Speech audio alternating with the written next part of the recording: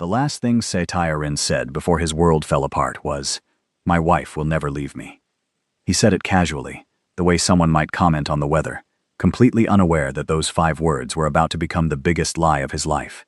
Because 3 floors above that confident declaration, Nancy wasn't crying anymore. She wasn't hoping for change anymore. She wasn't waiting for him to finally see her anymore. She was packing, methodically, carefully, quietly. 3 years of marriage fitting into 2 suitcases, a whole life reduced to what she could carry.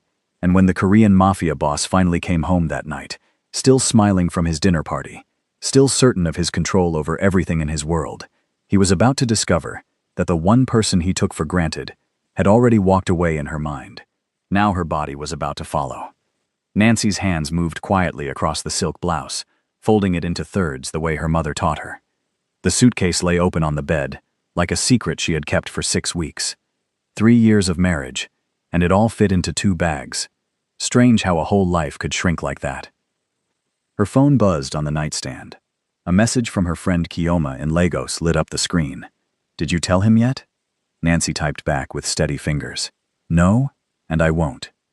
She dropped the phone into her purse and reached for the drawer where she kept her scarves. The apartment was silent, except for the soft sound of fabric against fabric. Tae-rin was at another one of his business dinners downtown, the kind where men in expensive watches decided the fate of entire neighborhoods, the kind where wives were decoration, meant to smile and stay quiet. Her passport went into the inner pocket of her carry-on. Ticket confirmation, already printed. The job offer from the consulting firm in London, folded carefully in a blue envelope. Everything ready, everything planned. 6 hours until her flight. She zipped the smaller bag closed and sat on the edge of the bed, looking around the bedroom that never quite felt like hers. Too white, too cold, like living inside a refrigerator that someone had decorated with money. Her phone rang. Tae-rin's name flashed across the screen. Nancy almost didn't answer, but old habits died hard. "Hello? I'll be home late," his voice came through, distant and distracted. "Don't wait up." "I won't," she said softly. "Good." A pause. "Did you eat?" "Yes." "Okay." Another pause, like he was searching for words he didn't actually want to find. "I have to go." The line went dead before she could respond. Nancy set the phone down and laughed, just once, a sad, small sound. This was them now. This had been them for longer than she wanted to admit. Across the city, in a private dining room that smelled of whiskey and grilled meat, Seo Tae-rin leaned back in his chair, completely unaware that his marriage was ending in 6 hours. His business associate, a man named Kim who ran half the construction contracts in Gangnam, was telling a story about his own wife threatening to leave him over a forgotten birthday. "Women," Kim said, shaking his head with a grin. "They collect complaints like stamps." The other men at the table laughed. "You ever worry about that, Tae-rin?"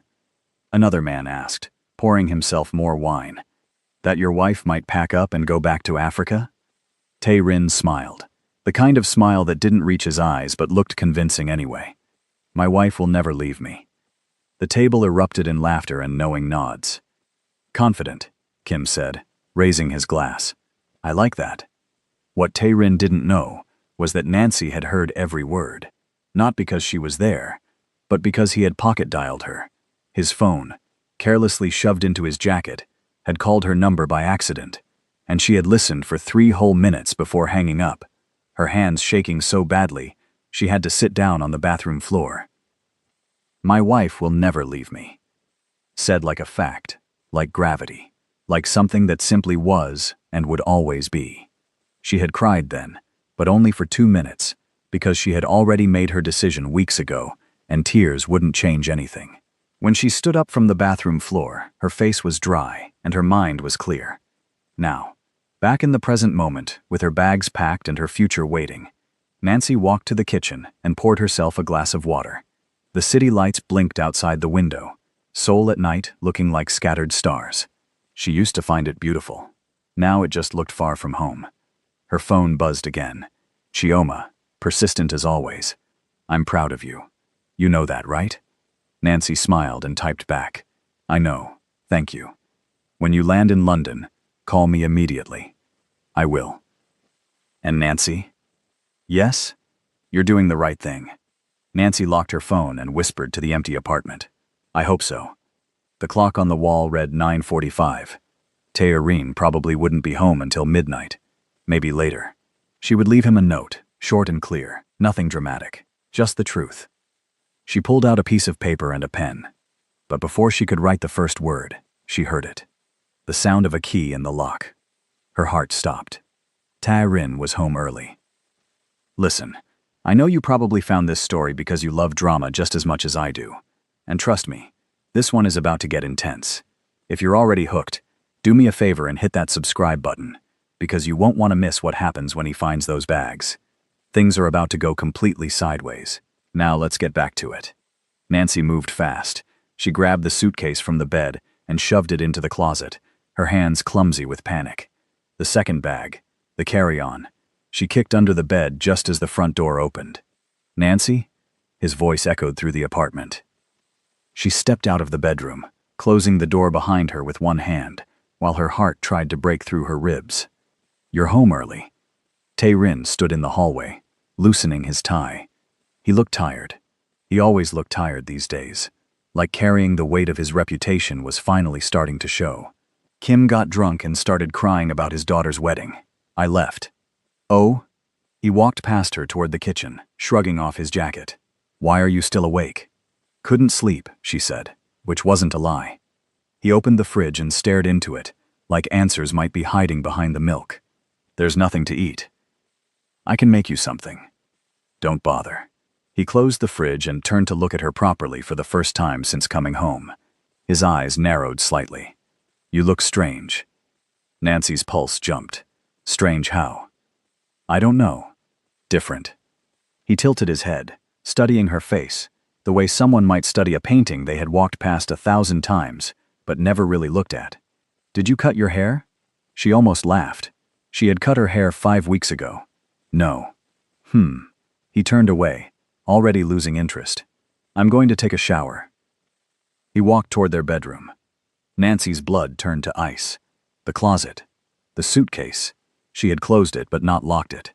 And Taerin always hung his jacket in that closet. Wait, she called out. Too loud, too urgent. He stopped and turned back, one eyebrow raised. What?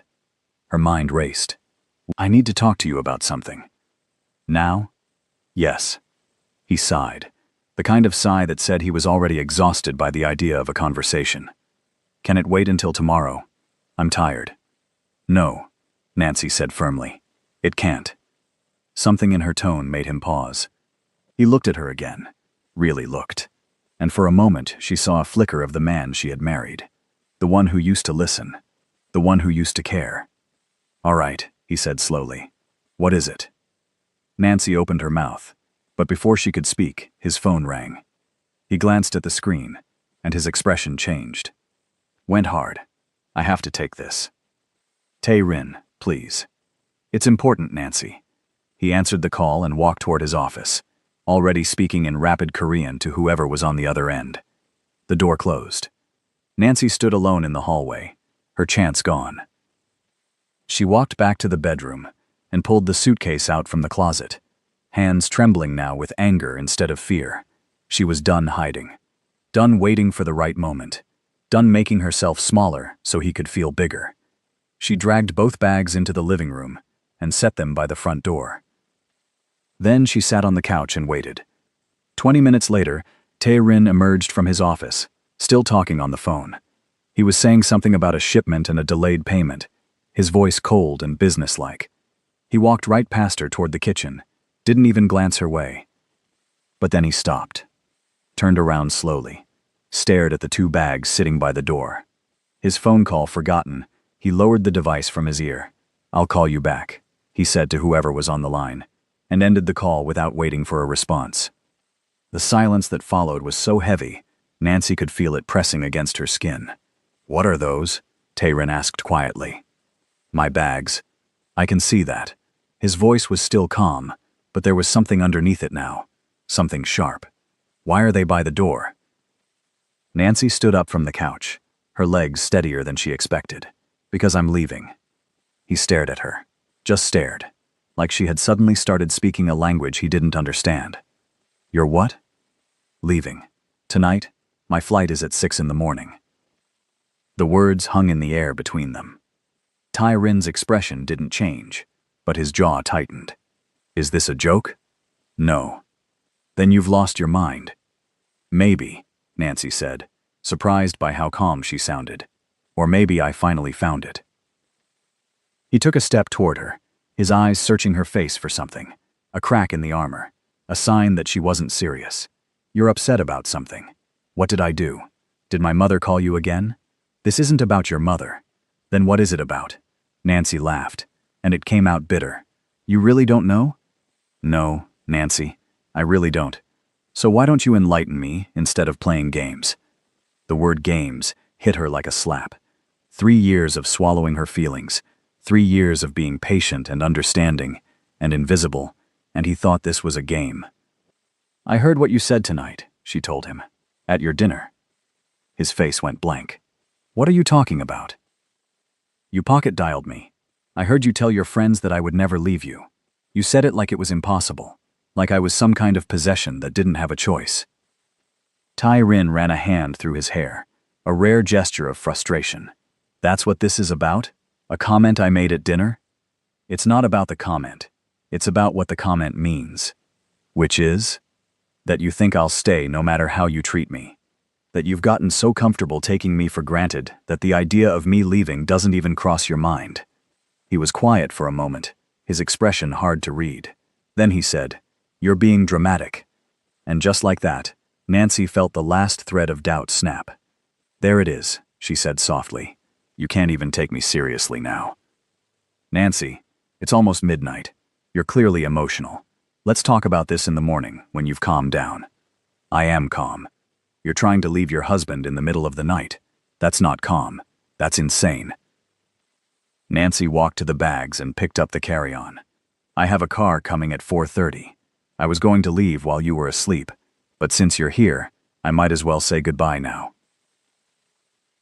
Tai Rin moved fast, crossing the room in 3 long strides and putting himself between her and the door. You're not going anywhere. Move. No.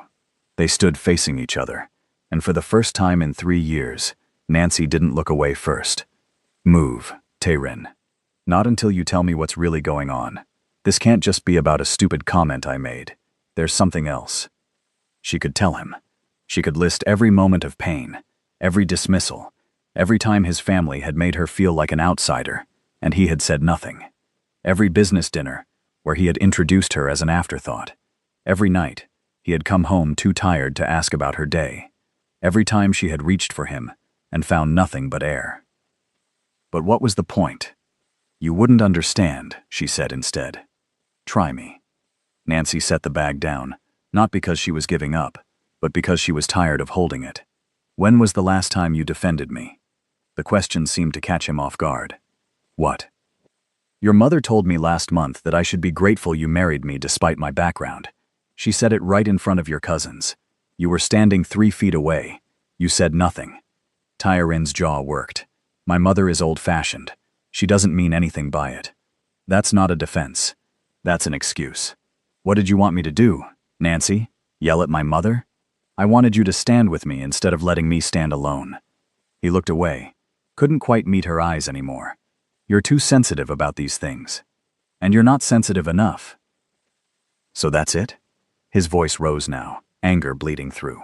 You're going to throw away 3 years of marriage because I didn't argue with my mother? I'm leaving, because you don't see me anymore. I don't know if you ever really did. Tai Rin grabbed her hand, his grip firm but not painful. Nancy, listen to me.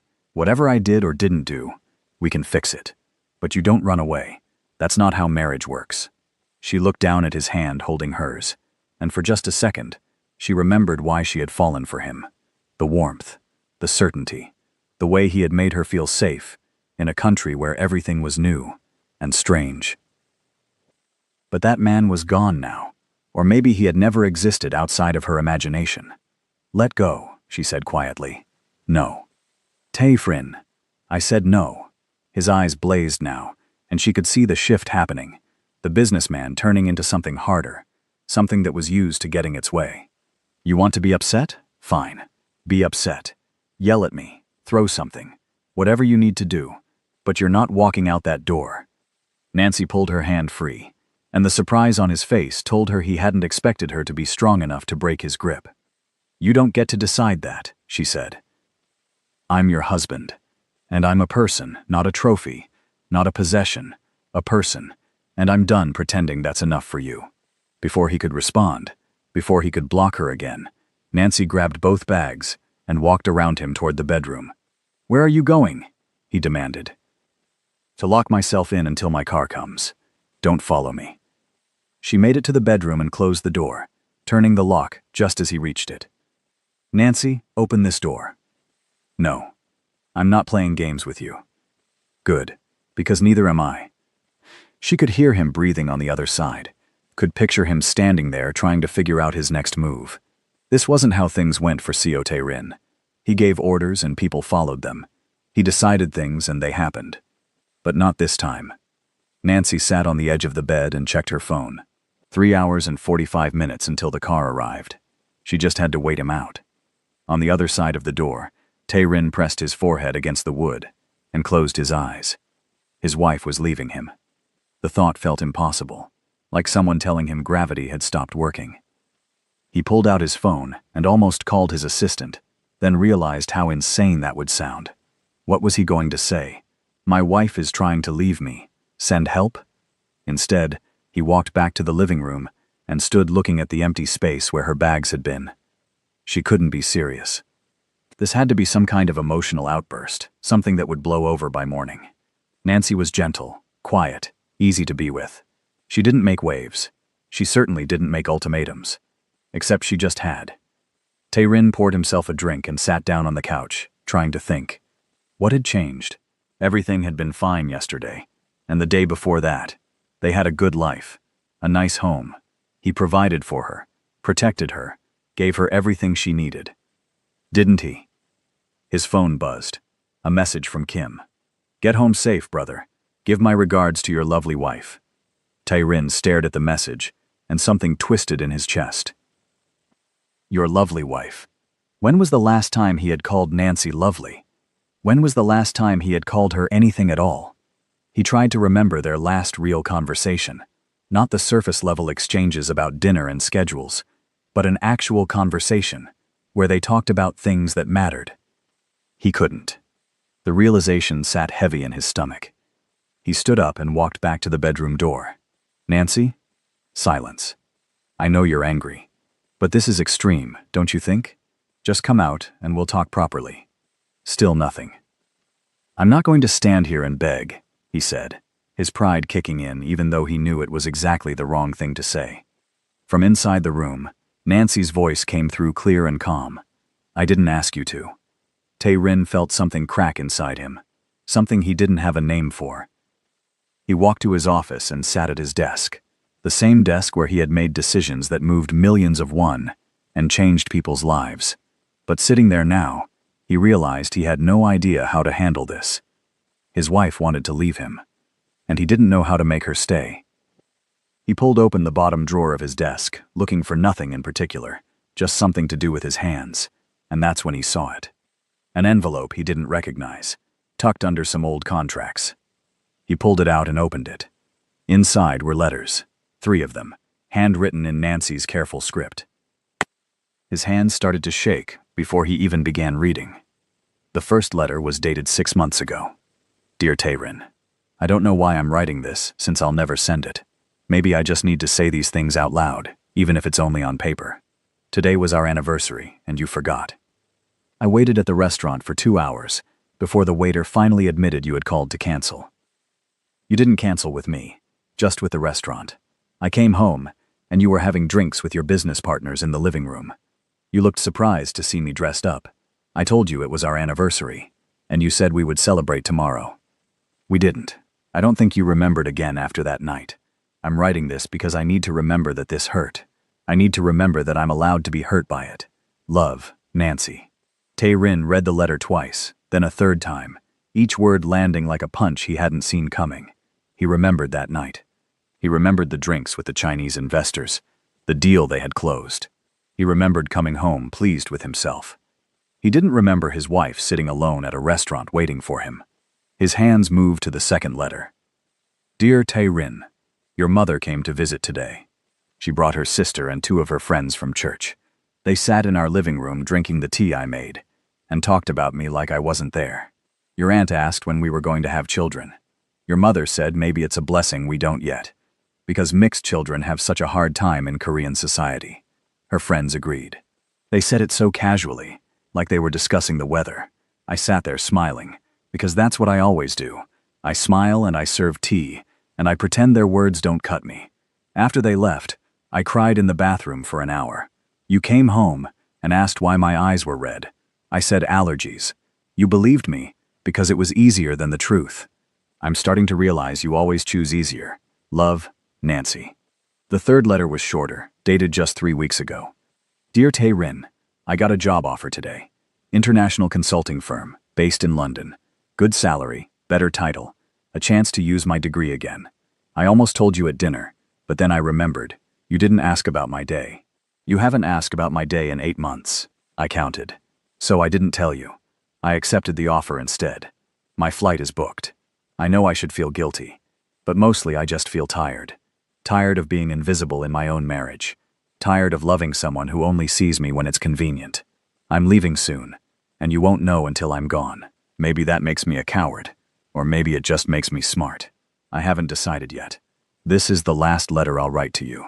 Goodbye, Tae-rin. Love, Nancy. He sat there holding the papers, and for the first time in years, Co Tae-rin didn't know what to do. His wife had been drowning right in front of him, and he hadn't noticed. Worse, he hadn't looked. The clock on his desk read 11:20. He had less than 6 hours to fix 3 years of damage. He stood up, the letters still in his hand, and walked back to the bedroom door. Nancy, I found your letters. A pause. Then, I know. I left them there. That stopped him. You wanted me to find them? I needed you to understand. I knew I couldn't make you understand with words. You never listened to my words. The truth of that hit him square in the chest. Nancy, please open the door. No. I read all 3. I remember those days. I remember what I did or what I didn't do. And you're right. You're right about everything. Silence. I'm sorry, he said, and was surprised to find he meant it. I'm sorry I forgot our anniversary. I'm sorry I didn't defend you to my mother. I'm sorry I stopped asking about your day. I'm sorry I made you feel invisible. More silence, and then he heard movement. The lock turned. Nancy opened the door but didn't step out. She stood in the doorway looking at him, with eyes that were dry but exhausted. You're sorry because I'm leaving. If I wasn't leaving, you'd still be at that dinner, telling your friends I never would. That's not fair. Isn't it? She leaned against the doorframe. Tell me, Tae-rin, if I hadn't packed those bags, if you hadn't found those letters, would you have apologized tomorrow, or next week, or ever? He wanted to say yes, but the lie wouldn't come. That's what I thought, Nancy said softly. So what? I'm not allowed to fix my mistakes? I'm not allowed to try? You're 3 years too late. Nancy, please. He took a step closer, and she didn't back away, which felt like progress. I know I've been a terrible husband. I know I don't deserve another chance, but I'm asking for one anyway. Why should I give it to you? Because I love you. She laughed, and it was the saddest sound he'd ever heard. You love me? You don't even know me anymore. When's my birthday, Tae-rin? The question caught him off guard. What? My birthday. When is it? His mind went blank. He knew this. He absolutely knew this. December something. Or was it November? See? Nancy said, and there was no triumph in her voice, just resignation. You don't even know when I was born. That's not fair. I'm bad with dates. You remembered your business partner's daughter's wedding. You sent a gift worth 3 million won. He had no response to that. Nancy stepped back into the bedroom. I'm closing this door again. Please don't try to break it down. You'll wake the neighbors, and that won't help either of us. Nancy, wait. I'm tired, Tae-rin. I've been tired for a very long time. Let me rest. The door closed again, softer this time, and the lock clicked back into place. Tae-rin stood there staring at the white wood, his reflection caught in the full-length mirror across the hall. He looked like a stranger to himself. His phone rang. He almost ignored it, but the name on the screen made him answer. "What is it?" he snapped. His second in command, a man named Park, spoke quickly. "We have a problem. Someone leaked information about a situation at your home. It's going to be in the morning news." Tae-rin's blood went cold. "What situation?" "About your wife, about her leaving. How the hell does anyone know about that? It just happened." "I don't know, boss, but someone knows. The media is already writing the story. By morning, every tabloid in Seoul will be running it." Tae-rin closed his eyes. Of course, one of the staff probably. Or maybe someone had seen Nancy booking the flight. In his world, secrets never stayed secret for long. "Kill the story," he ordered. "I'm trying, but it's already gone to 3 different outlets. Unless you want me to do something more aggressive." No, the last thing he needed was more attention. "Just try to contain it. I'll handle things here." He ended the call and pressed his forehead against the bedroom door. "Nancy? What now?" "We have another problem. The media knows you're leaving. It's going to be news by tomorrow morning." He heard her move closer to the door. "How?" "I don't know, but my people are trying to stop it." A bitter laugh came from the other side. "Of course they are. Can't have people knowing that the great Seo Tae-rin's wife wants to leave him. What would that do to your reputation?" "That's not why I'm trying to stop it." "Isn't it?" "I'm trying to protect you, Nancy. You know what the media is like here. They'll tear you apart." "They've been tearing me apart for 3 years," she said quietly. "At least now they'll do it honestly, instead of behind fake smiles." Tae-rin heard something in her voice, something broken that he had caused, and he felt sick. "I never wanted this for you," he said. "Then what did you want?" "I wanted you safe. I wanted you protected from all the ugly parts of my life. So you just gave me different ugly parts instead. Loneliness, isolation, invisibility. I was trying to keep you separate from my work, from the danger. And you kept me separate from everything else too, including yourself." He had no answer to that, because she was right. Inside the bedroom, Nancy sat on the floor with her back against the door, listening to him breathe on the other side. Part of her wanted to open it again, wanted to believe that maybe he could change, that maybe this could still work. But the bigger part of her, the part that had been dying slowly for 3 years, knew better. She checked her phone. 3 hours and 15 minutes until the car came. A message from Chioma appeared. "I saw the news. Nancy, what's happening?" Nancy's stomach dropped. "What news?" "Check online. It's everywhere." With shaking hands, Nancy opened her browser and searched her own name. The headlines hit her like a slap. Mafia boss Seo's foreign wife abandons him. Nancy Adebayo flees Korea after failed marriage. Sources say she could never adapt to Korean life. They had twisted everything, made it sound like she was the failure, like she was the one who couldn't handle being married to someone important. Her phone started ringing. Unknown numbers, one after another. Reporters. She turned it off completely. "Nancy?" Tae-rin's voice came through the door. "Did you see?" "Yes. I'm going to fix this." "You can't fix this, Tae-rin. This is what your world does. It eats people like me and spits us out." "You're not people like you. You're my wife." "Exactly. I'm your wife. Not Nancy, the person with her own dreams and career. Not Nancy who speaks 3 languages and has a master's degree. Just your wife, the foreign one who never quite fit in." She heard him slam his hand against the doorframe in frustration. "That's not how I see you." "Then how do you see me? Describe me, Tae-rin. Not as your wife, as a person. Tell me who I am." The silence that followed was answer enough. Nancy pulled her knees to her chest and let out a long breath. She had hoped, somewhere deep down, that maybe he would prove her wrong, that maybe he did see her, did know her, did understand who she was beyond the title of wife. But he didn't. "You can't do it, can you?" she said. "Nancy, that's not fair. You're putting me on the spot. I'm asking you to know me. That shouldn't require preparation." On the other side of the door, Tae-rin felt panic rising in his chest like water. She was slipping away, and he didn't know how to hold on. "You like reading," he said desperately. "You read before bed every night." "What do I read?" "Books." What kind of books, Taerin? He tried to picture her reading, but couldn't remember ever paying attention to the covers. I don't know.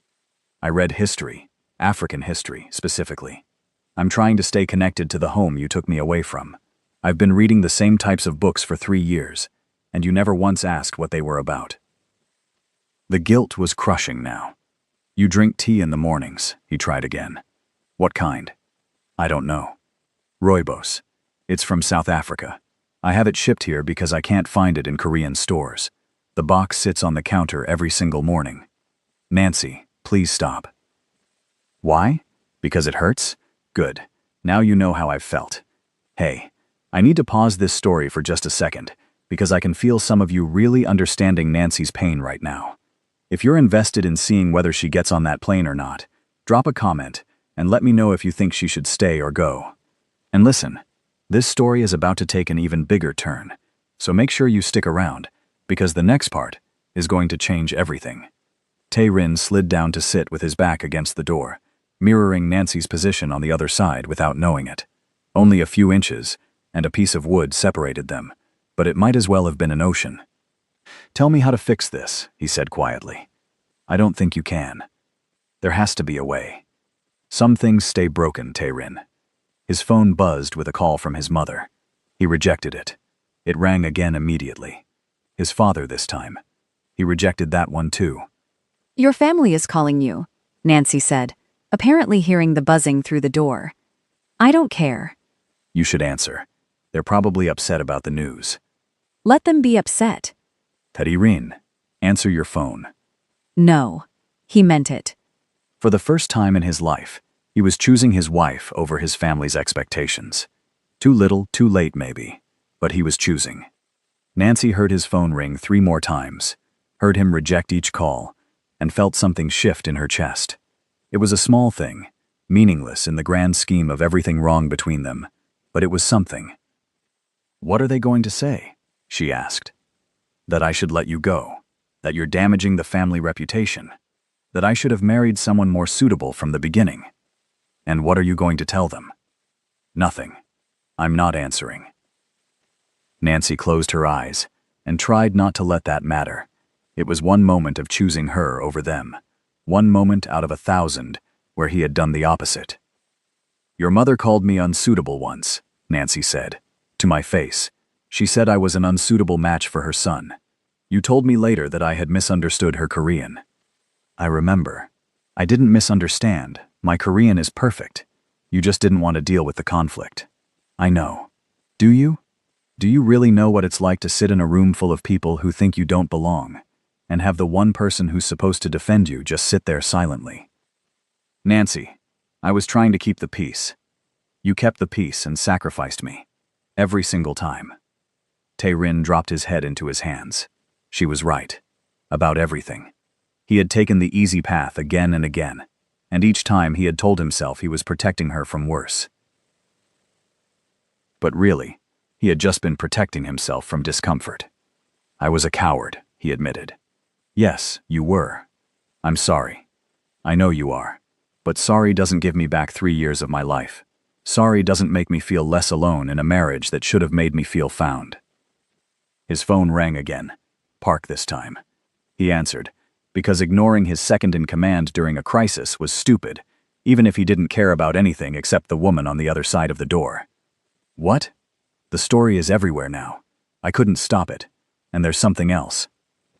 What? Reporters are outside your building, at least 20 of them. Taerin's jaw clenched. Call security. Have them cleared out. I did. They're on public property. We can't legally remove them. Then call someone who can make it happen illegally. Boss, that will only make it worse. Right now it's a human interest story. You start threatening reporters and it becomes a scandal. Taerin wanted to break something. Fine. Let them stand there. What do you want me to tell people? Your phone is ringing off the hook. Business partners, family, friends, everyone wants to know what's happening. Tell them nothing. Tell them I'm handling it. Are you? Taerin looked at the closed door. I'm trying to. He ended the call and heard Nancy moving around inside the bedroom. Nancy, what are you doing? Checking if there's another way out of this apartment. His heart jumped. Why? Because I can't leave through the front if there are reporters outside. They'll eat me alive. So you're still planning to leave? Yes. Even after everything we just talked about? Especially after everything we just talked about. Her voice was clear and certain. Tae-rin, this conversation just proved everything I already knew. You don't know me. You haven't been seeing me. And one night of apologies doesn't undo 3 years of neglect. So that's it? I don't get a chance to make it right? You had 1,000 chances. You just never took them. Tae-rin stood up and tried the door handle, even though he knew it was locked. Nancy, please. Just give me one more chance. One real chance. To do what? Tell me you love me? Promise to change? Make grand gestures that will fade in a week when your business pulls you away again?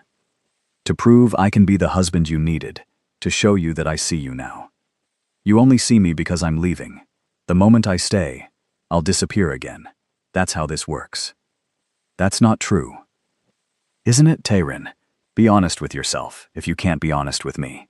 If I unpacked those bags right now and said everything was fine, how long before you stopped trying? A week? A month? He wanted to argue but couldn't find the words, because somewhere deep down, he was terrified she was right. I want to believe I'd be different, he said quietly. Wanting to believe isn't the same as knowing. Then let me prove it. I'm too tired to watch you try and fail.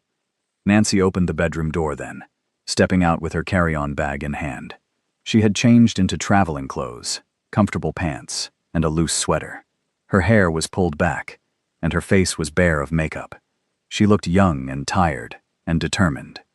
Tae-rin felt his heart crack looking at her. There's a service elevator in the back of the building, she said. I called the building manager. He's going to let me out through the garage. When? In an hour.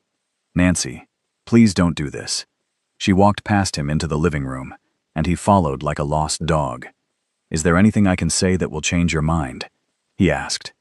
Nancy set her bag down and turned to face him. Tell me why you married me. The question surprised him. What? Why did you marry me, Tae-rin? Why me specifically? Because I loved you. Why did you love me? He opened his mouth and then closed it, really thinking about it for the first time.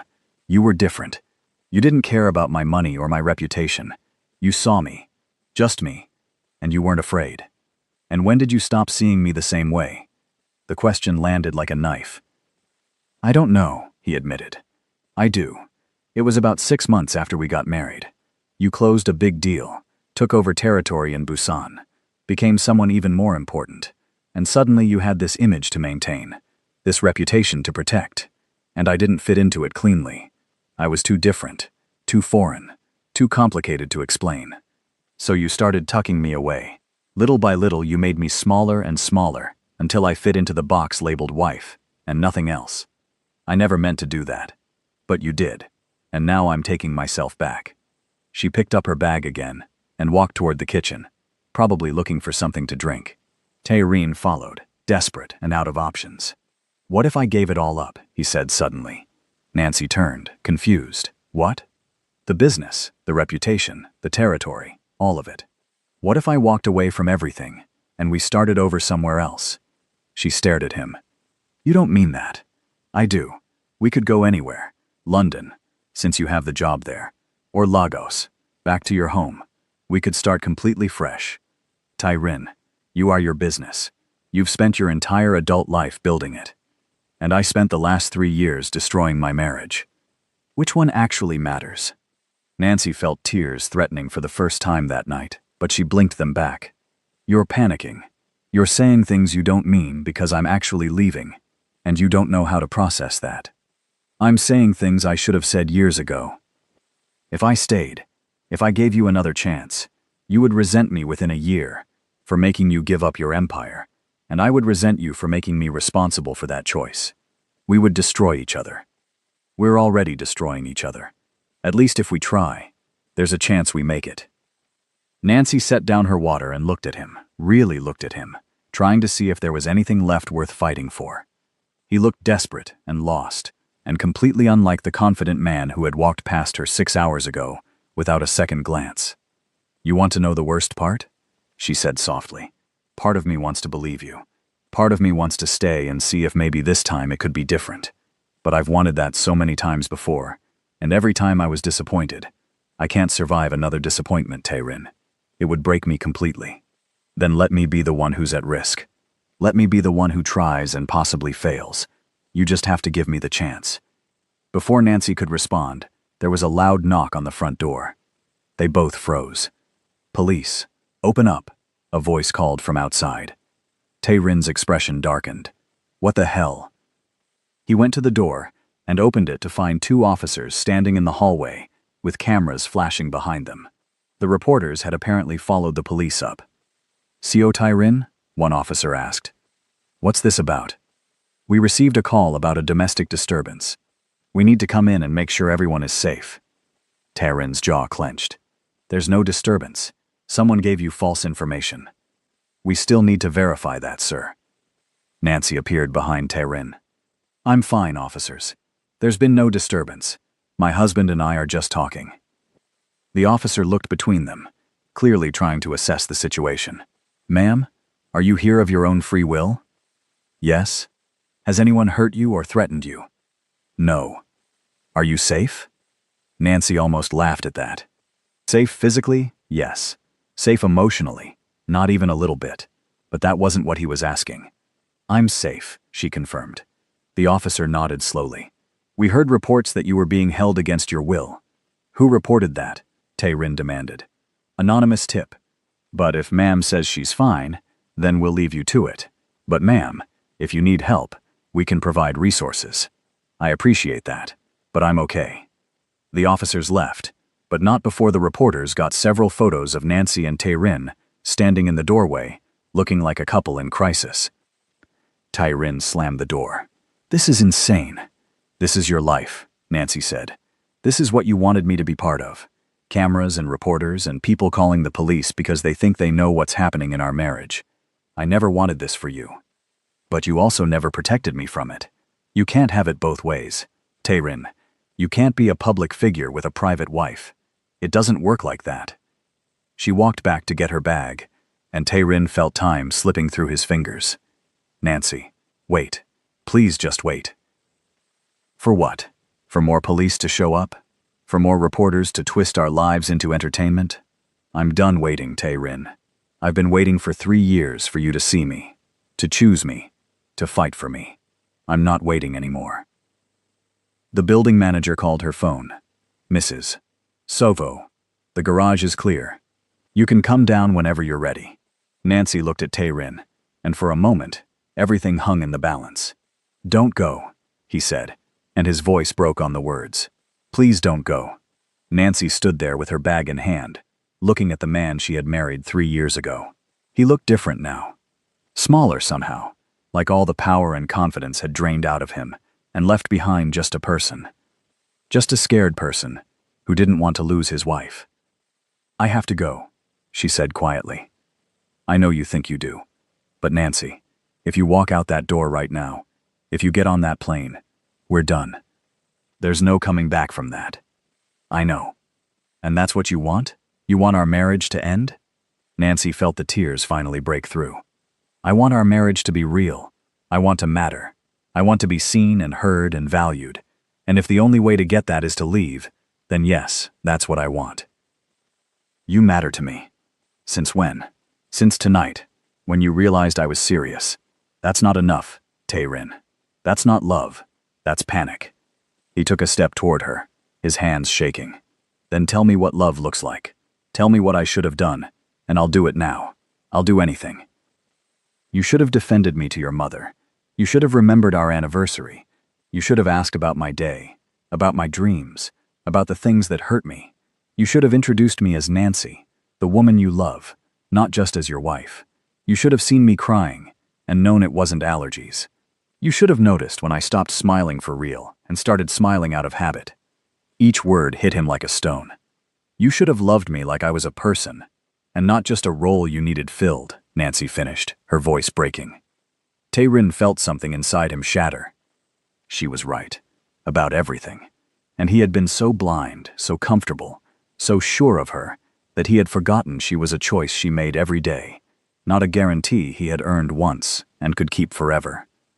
"I did love you like that," he said desperately. "In the beginning, I did. I know, I was there. But beginning isn't enough to sustain 3 years. So teach me how to do it again. Show me how to be better." "That's not my job. Tyrin, I can't teach you to value me. You either do or you don't."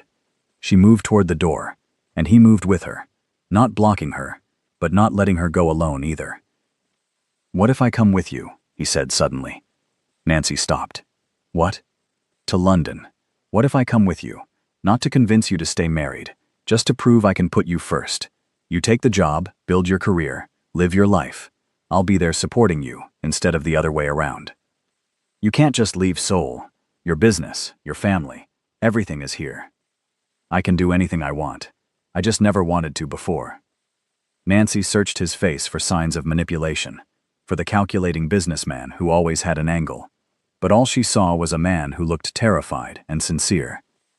"You're serious," she said, surprised. "Completely. You want me to prove I can change? Fine.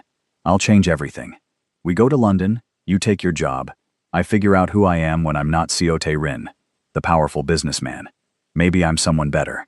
Maybe I'm someone who deserves you. And if you hate it, if you resent me for taking you away from everything you know, then at least I tried. At least I didn't just let you walk away without fighting." Nancy felt her resolve wavering, and she hated it. She had been so sure, so clear about what she needed to do. But now he was offering something she had never expected, something that looked like actual sacrifice instead of empty promises. "I don't know," she whispered. "You don't have to know right now. Just don't get on the plane. Stay one more day. Let me show you I mean it." One more day turns into one more week, then one more month, and suddenly, I've lost the job, and nothing has changed. Then I'll put it in writing, a contract. If I don't follow through on everything I'm promising, you get a divorce, and half of everything I own. Nancy almost smiled despite everything. "You want to contract our marriage? I want you to believe I'm serious. If a contract does that, I'll sign one right now." She looked down at her bag, then at the door, then back at him. Every logical part of her brain said to leave, to protect herself, to not fall for pretty words spoken in desperation. But there was a smaller voice, the one that remembered falling in love with him, that wondered if maybe people really could change when they finally understood what they were about to lose. "One day," she said finally. "You have one day to prove this isn't just panic talking." Relief flooded Tae-rin's face. "Thank you. Don't thank me yet. I'm not unpacking. I'm not canceling my flight. I'm just delaying it. You have 24 hours, and then I'm making my final decision. I'll take it." Nancy set her bag down, but kept it near the door. "I need sleep. Real sleep. I'm exhausted." "Take the bedroom." "I'll sleep on the couch." "No. You take the bedroom. I don't want to be locked in anywhere. I'll take the guest room." Tae-rin nodded, accepting her terms. "Whatever you need." She picked up her bag and walked toward the guest room, then stopped and turned back. "Tae-rin?" "Yes." "If you waste this chance, if you fall back into old habits even once in the next 24 hours, I'm gone, and I won't give you another opportunity. This is it. I understand." She closed the guest room door, and Tae-rin stood alone in the living room, aware that he had just been given the most important test of his life. He pulled out his phone and made a call. "Park, I need you to clear my schedule for the next month." "Boss, you have meetings scheduled with the Chinese investors tomorrow, and the shipment from Busan needs your approval." "Delegate it. All of it. I'm taking time off." There was a shocked silence on the other end. "You've never taken time off." "I'm starting now. Handle everything, and don't call me unless someone is literally dying." "What's going on?" "I'm trying to save my marriage." He ended the call before Park could respond, and dialed his mother's number. She answered on the first ring. "Tae-rin, what is this scandal I'm hearing about?" "Mother, I need you to listen very carefully. You have disrespected my wife for the last time. If you want any relationship with me going forward, you will apologize to Nancy and treat her with the respect she deserves." "How dare you speak to me like that? How dare you speak to my wife like she's beneath us? She has a master's degree, speaks multiple languages, and left everything she knew to be with me. She's more accomplished than half our family combined, and you've treated her like she should be grateful we let her exist in our space. Tae-rin, you're being irrational. No, I'm being clear. Apologize to Nancy, or don't contact me again. Your choice. He hung up on his mother for the first time in his life. His hands were shaking, but he felt clearer than he had in years. Next, he called his assistant. I need you to do something for me. Of course, sir. Find out Nancy's exact birthday, her favorite books for the last 6 months, and the name of that tea she drinks every morning.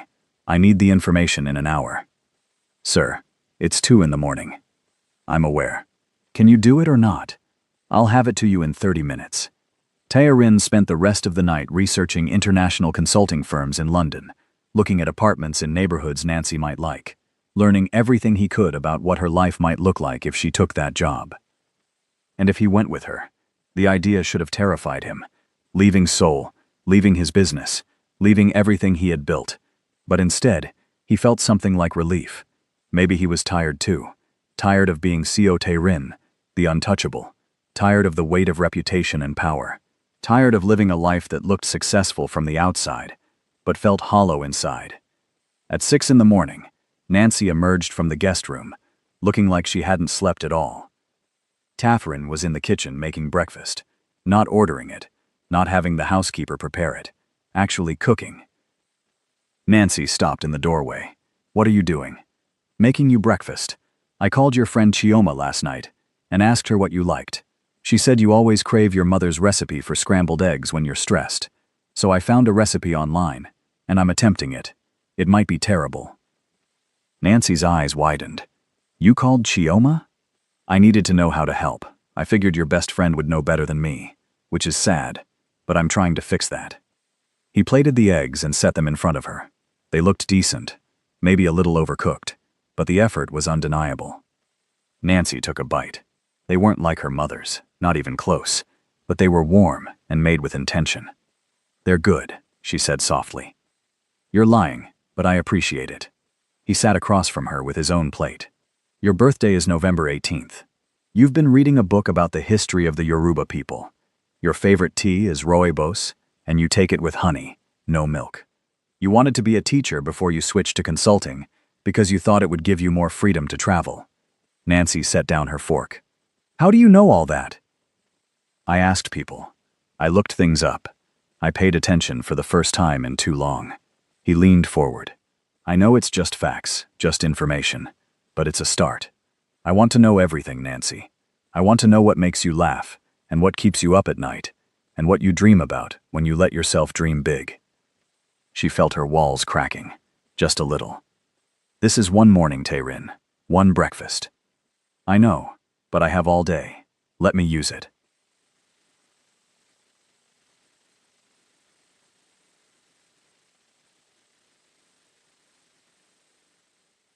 Before Nancy could respond, there was another knock on the door. Tae-rin got up to answer it and found a reporter shoving a microphone toward him. Mr. Seo, is it true your wife is leaving you? How do you respond to reports that your marriage has been troubled from the start? More reporters appeared behind the first one, all shouting questions. Tae-rin could have closed the door, could have called security, could have retreated back into privacy and dealt with it through lawyers and press releases. Instead, he stepped fully into the hallway. You want a statement? He said, his voice carrying authority. Fine. Here's your statement. My marriage has been troubled, but not because of my wife, because of me. I've been a terrible husband. I took her for granted. I didn't defend her when my family disrespected her, and I stopped seeing her as a person and started treating her like an accessory. The reporters went silent, shocked. Nancy is the best thing that ever happened to me, and I nearly destroyed that through neglect and pride.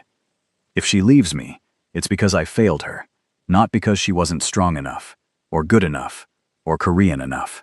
It's because I wasn't husband enough. Mr. Seo, are you saying your wife is leaving because you weren't a good husband?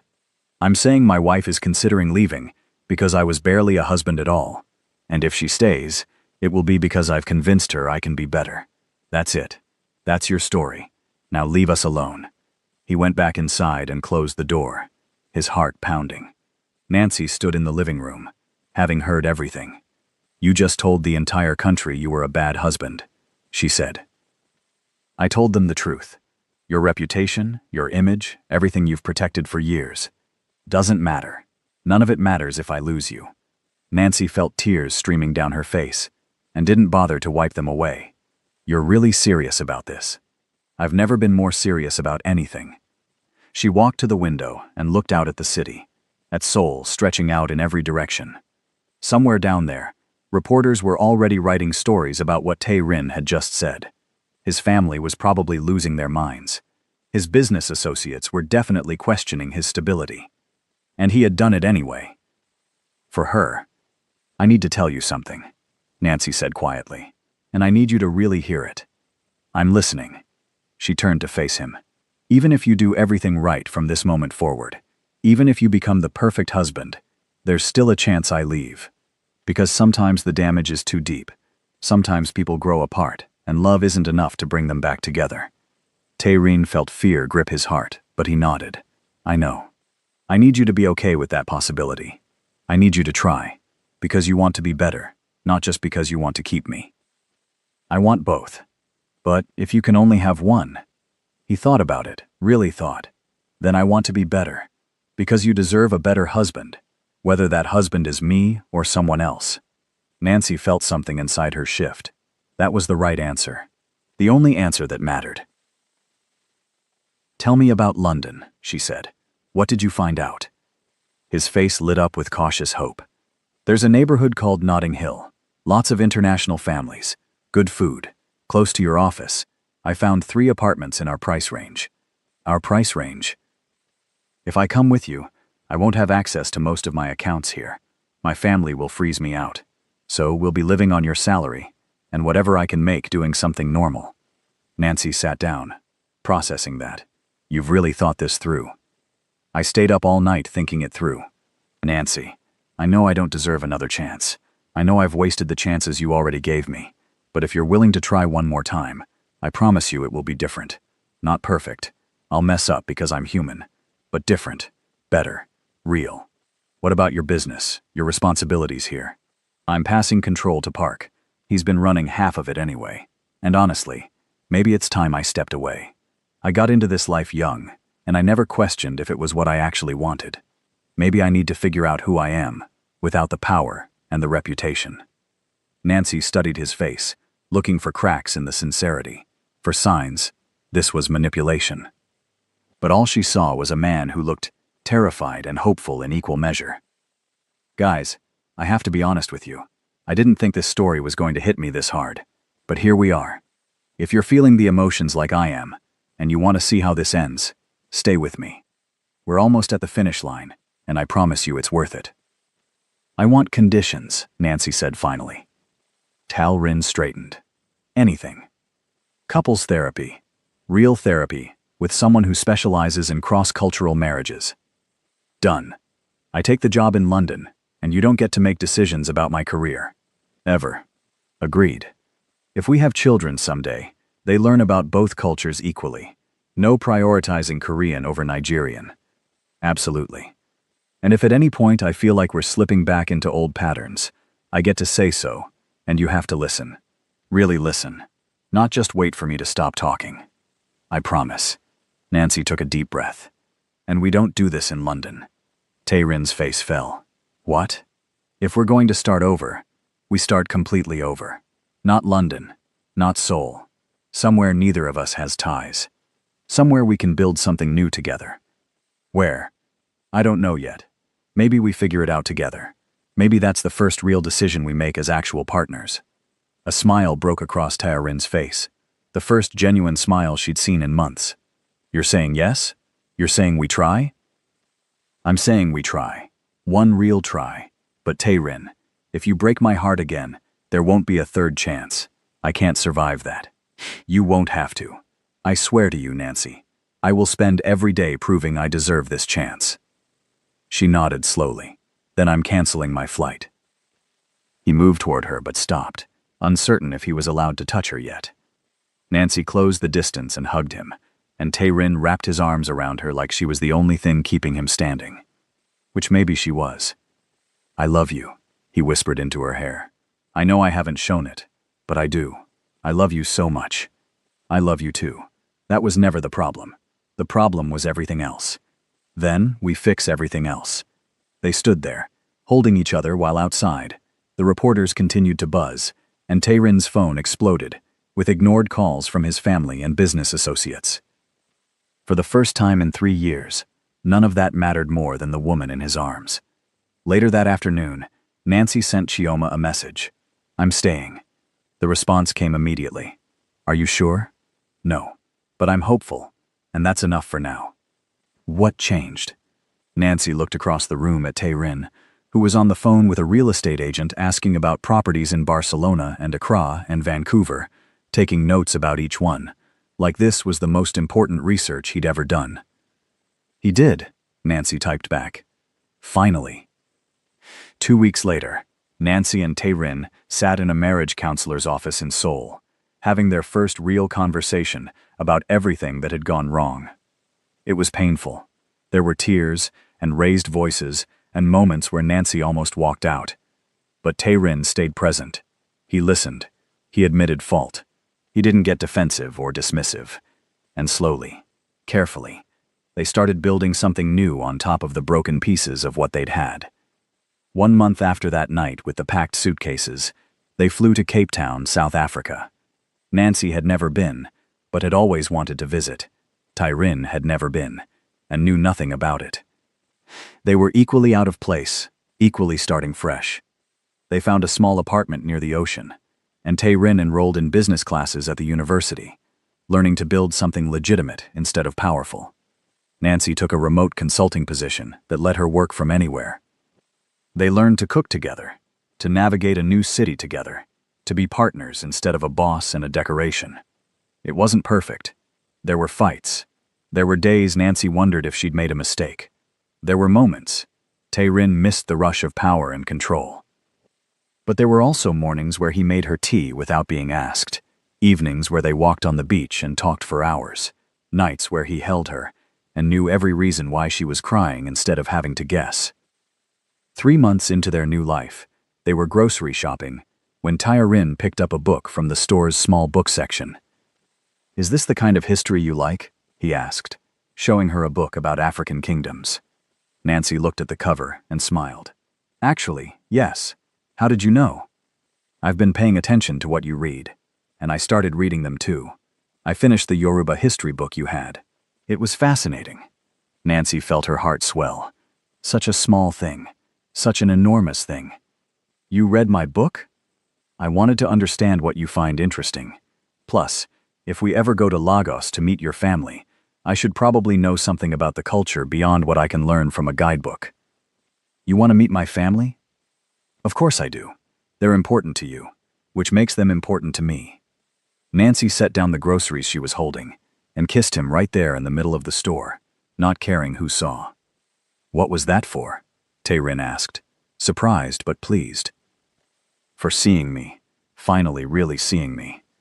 He smiled and pulled her close. "I'll never stop looking again, I promise." 6 months after leaving Seoul, Nancy's phone rang, with a video call from Tae-rin's mother. She almost didn't answer, but Tae-rin encouraged her. "You don't have to, but she's been trying to reach out for weeks. Maybe hear what she has to say?" Nancy answered. Tae-rin's mother appeared on screen, looking older and smaller than Nancy remembered. "Nancy," she said stiffly, "thank you for answering." "Of course." A long pause, then, "I owe you an apology. Many apologies. I treated you terribly, and I convinced myself it was acceptable, because you were different from what I expected for my son. I was wrong." Nancy felt shock ripple through her. "I appreciate you saying that. Tae-rin tells me you're in Cape Town. That you're both happy." "We are." "Good, that's good." Another pause. "He's different now. Even over the phone I can hear it. He's softer, more present. You've been good for him. We've been good for each other." Tae-rin's mother nodded slowly. "When you're ready, I would like to visit, to apologize properly in person, and to get to know you, the real you, if you'll allow it." Nancy looked at Tae-seun, who gave her an encouraging nod, but left the decision entirely to her. "I'd like that," Nancy said. "Not yet. But someday, we're still healing. I understand. Take all the time you need. After the call ended, Tae-rin pulled Nancy into his arms. I'm proud of you. For what? For being gracious even when you didn't have to be. For being open to forgiveness, even though she doesn't deserve it yet. Everyone deserves a chance to change. You taught me that. He kissed her forehead. We taught each other. 1 year after the night Nancy packed her suitcases, they renewed their vows on a beach in Cape Town. It was small, just them and a few friends they'd made in their new city. Chioma flew in from Lagos. Even Park came from Seoul, telling Tae-rin the business was doing fine without him, which somehow felt like the best news possible. Nancy wore a simple white dress and flowers in her hair. Tae-rin wore linen pants and a shirt with no tie, looking more relaxed than she'd ever seen him. When it was time for vows, Nancy spoke first. A year ago, I was ready to walk away from us. I had given up, but you showed me that people can change when they finally understand what they're about to lose. You learned to see me, to value me, to fight for us, instead of just expecting us to work. You're not perfect and we still have hard days, but you're present now. You're really here, and that's all I ever wanted. Tae-rin's turn. I almost lost you because I was comfortable. I thought your love was guaranteed, that I could coast on the commitment you made 3 years ago without earning it every day. I was wrong, and I'm grateful you were strong enough to demand better. You taught me that love is a choice we make every single day, not a promise we make once and forget about. I choose you today, and I'll choose you tomorrow, and every day after that. Thank you for giving me another chance to get it right. They exchanged new rings, simple bands they'd picked out together. When they kissed, the small group cheered, and the ocean provided the soundtrack. That night, sitting on their apartment balcony watching the sunset, Nancy leaned her head on Tae-rin's shoulder. Do you miss it? She asked. Seoul, the business, all of it? He thought about it honestly. Sometimes, but not enough to go back. I like this version of us better. Me too. Any regrets about staying? Nancy considered the question. A year ago, she would have said yes. 6 months ago, maybe. But now? No regrets. Just gratitude that we found our way back to each other. Tae-rin squeezed her hand. What do you think about Barcelona next? For a visit or to live? Either, both, whatever you want. Nancy smiled. Let's visit first. I like it here. Me too. They sat in comfortable silence as the sky turned orange and pink and purple. Two people who had almost lost each other, but had somehow found their way to something better. Not perfect, but real. Not easy, but worth it. Not guaranteed, but chosen. Every single day. So there you have it. Nancy almost got on that plane. And honestly, I wouldn't have blamed her if she did. But sometimes people really do change when they realize what they're about to lose. If this story moved you, if you felt every moment of Nancy's pain and Tae-rin's panic, do me a favor and subscribe to the channel. I've got more stories like this coming. Stories about real love and second chances and people learning to do better. And drop a comment telling me what you thought. Did Nancy make the right choice? Would you have stayed or left? I want to hear from you. Until next time, remember that love isn't about being perfect. It's about being present. And sometimes, that makes all the difference.